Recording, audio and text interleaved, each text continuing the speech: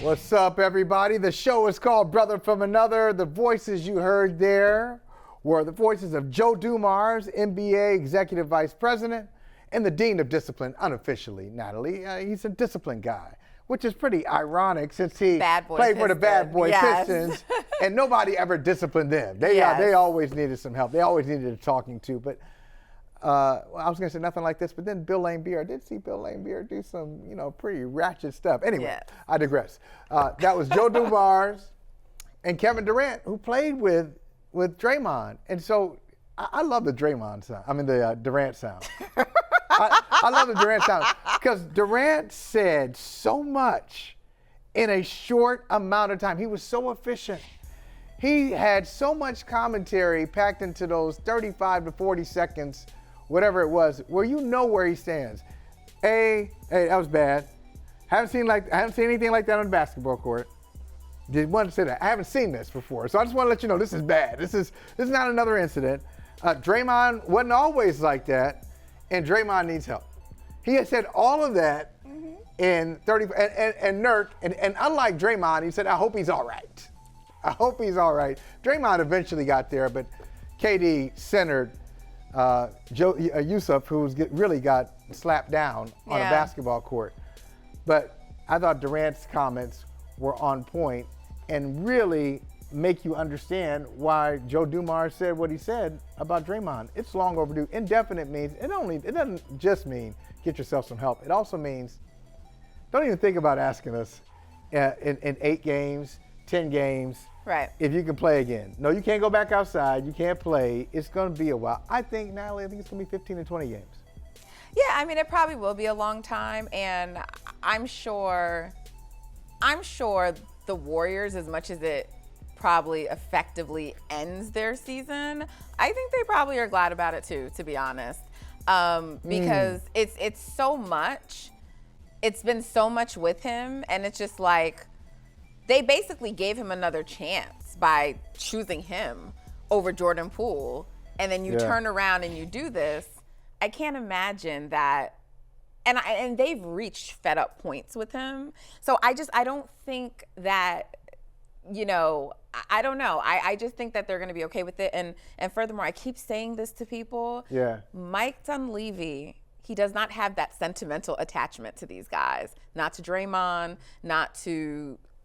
Because he didn't draft him. Because he was around. He was there for Bob Myers. He was the assistant. He was, but but they were drafted. But remember, even Steph, Draymond was the only one under them who was drafted. Steph and Clay were there before Bob Myers got there, before Lacob got there. Right. So they inherited that, and then they got Draymond, but most of the stuff that happened, like Steph being there, that was before them.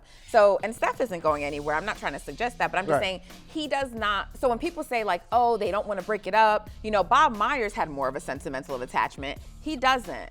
And I believe that this team will look very different next year, and he will break them up. Okay, you say he doesn't have a sentimental attachment, but when Draymond, he had an opportunity to go somewhere else, Dunleavy said, hey, essentially, he's really important to what we do, and there's no option without Draymond. We weren't going to do that. So maybe it's not a sentimental attachment, but from a basketball perspective, he incorrectly, let me add, thought that the Warriors couldn't be the Warriors without Draymond. If Draymond is, and this is not going to happen now. I'm going to go to the absurd to prove a point. If the Warriors and the NBA agree that Draymond's done for the season, would you say the Warriors can't win a championship? Well, not without a trade, they can't. Yeah, but in other words, if Steph Curry is done for the season, they can't win a championship. If Steph Curry is out, they can't win. If Draymond's out, they can.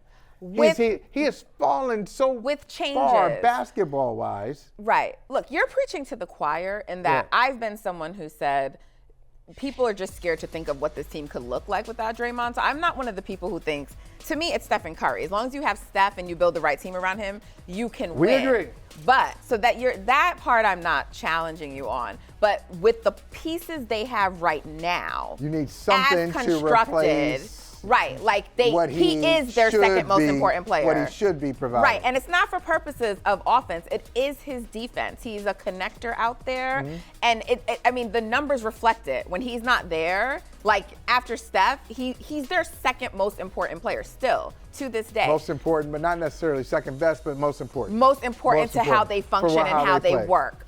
Right? So that's why they say that. That's why I said this is a marriage of convenience. Even when Kerr was saying all that stuff at the end of the season and Mike Dunleavy, like they're saying he's really important. And that's really what it does. It's like, when married people stay together, but they don't really want to be together. I don't know anything about that. I don't know what you're talking about. But anyway, I know you're a happily married man, but you've heard of it. Tell me about it. You've heard of it, right? A marriage of necessity. Sometimes people stay together for kids. Just for the record, at 16, trying to make it to 17. Okay, trying to make it there. I love it. Without Black any love, controversy. I love it. Okay, go ahead, Natalie. Go ahead. Tell me about these other people who have these problematic relationships. I don't think they should, but they stay together for kids. Sometimes financially, it's better to stay together. All these different reasons. For them, it's the goal of winning a championship, right? And so basically, they took a risk on Draymond. I thought it was a big risk, but they took the risk. And I want to go back to Kevin Durant, though, for a moment. Ooh, yeah. Because Kevin Durant was always, to me, spot on about Draymond. Like, when the Jordan Poole incident happened, he was one of the few who said, no, this isn't normal. Because remember how a lot of people say, oh, this happens all the time. He was like, no, it doesn't happen. Yeah, no, it doesn't happen all the time. We don't do that. And I was so happy he said that because I'm just like, y'all got to stop. Y'all got to stop. Yes, we've heard about scuffles. We've heard about different things. You don't typically have, and again, I'm not trying to say it's okay to hit anyone because we all know the stories of Steve Kerr, Michael Jordan. We've all heard the story. Right. But Michael Jordan also went back and apologized, reportedly, like from what I know of that. And so he apologized. He didn't say, I don't apologize for things that I meant to do. He did a real apology he didn't say and acknowledged anything like that. Okay. Right.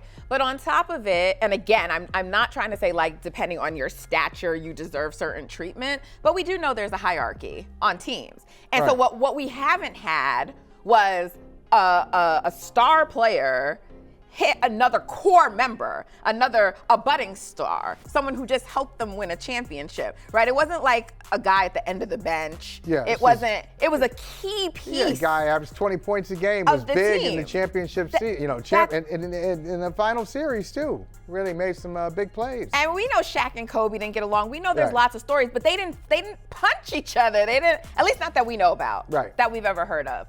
So I was glad that he said that, and I was glad to hear what he said now.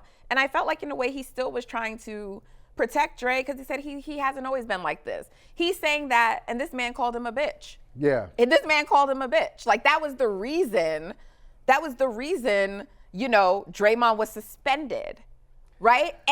But they suspended him for that, but not for punching Jordan Poole. And that was the biggest mistake, and that was the beginning of the end. Wasn't this inevitable though? This is inevitable. Yeah. This is just the culmination of a lot of incidents, some that were minimized, some got the proper attention, but Draymond has been doing this over and over. And you could say that maybe, Dunleavy doesn't have a sentimental attachment, but when you bring Draymond back, you're bringing back everything at really to a diminished degree. Because he's more of that. He's got more fire, more feistiness, more fight as his skills diminish. And I think, like a lot of players, when their skills diminish, you find out who they really are. Some players are able to reinvent themselves, and some can't. So, pure point guards, when their skills diminish, they become even better playmakers. The shooting goes down, or their ability to play high minutes goes down as they get older. Draymond, what he really is a defensive player who has an attitude problem. For sure. And the Warriors were able to capitalize on that when they won championships. And it was almost like, we need that. They kept asking, we need Draymond to be Draymond. Well, this is what you get. If as the player ages and his skills kind of fall off a bit, you keep saying, well, this is what we need Dre to be Dre. Just go ahead and do it. He provides. He knows. I hate when I hear that. He knows he can't do that. No, he doesn't know. You're going to ask him to set the boundaries? He can't set the boundaries. Clearly. That's why you got 4 championships and not 5. Oh, I said it. They would have won a championship. No, I agree. They would have won. No, I agree. I agree that he's 2016. cost them one. He I cost agree them a with that. championship.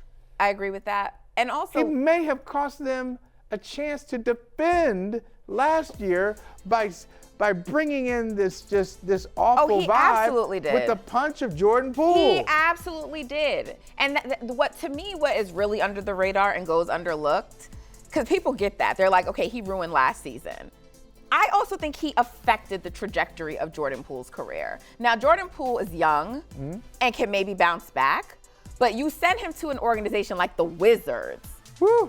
The Wizards. Where's Gary Carter? Gary, the strays don't stop, Gary. So- Gary Carter, Gary Carter, Commanders fan. I got them yesterday. Let's get the Wizards today. They're awful. They're awful. They don't care. Bad franchise, just bad. And you send them there. You send them there along with Kyle Kuzma. Right, and so like they're not going to get the proper Kyle development Kuzma and structure Jordan there. Poole with the Wizards. You couldn't write a bigger disaster. Right. So to me, you've affected that. You've affected the trajectory of his career. And look at how many times you could have almost cost them. You could have almost cost them the first round last year. Remember, he got suspended there, and then and then in front of the Kings fans, in front of the commissioner, Stomped on him. And even after coming back from the Rudy Gobert suspension this year, he said, "I don't regret what I did." I mean, this man just doesn't stop putting his foot in his mouth. Hey, thank you for watching Brother from Another. If you haven't hit that subscribe button, go ahead and do that now. Don't forget, you can catch us 3 to 4 weekdays on PeacockTV.com and on Sirius XM Channel 85.